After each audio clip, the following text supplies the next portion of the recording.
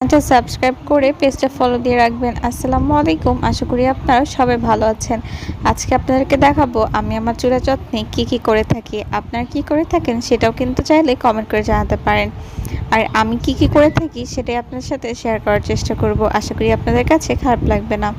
দেখুন, আজকে আপনাদেরকে আমরা একটা রেমেডি করে দেখাবো চুলের যত্নে। আমি এখানে নিয়েছি দুটো পেঁয়াজের রসটা আমি এখান থেকে নিব, আর যে রসটা হবে সেটা নিব আমি এখান থেকে। আর এই যে দেখতে পাচ্ছেন ভিটামিন ই ক্যাপসুল, এটা হচ্ছে আপনি দোকানে গিয়ে বললেই হবে যে চুলের ভিটামিন ই ক্যাপসুল দেন।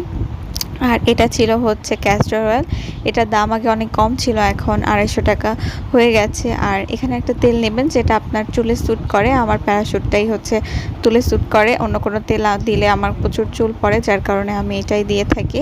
তো এই যে দেখতে পাচ্ছেন সবগুলো উপাদান মিশিয়ে ঠিক এরকম দেখা যাচ্ছে। এটা আপনি শুধু চুলের গোড়ায় ব্যবহার করবেন, গোড়ায় ব্যবহার করে আধা ঘন্টা রেখে চুলটা শ্যাম্পু দিয়ে ওয়াশ করে ফেলবেন, তাহলেই হবে।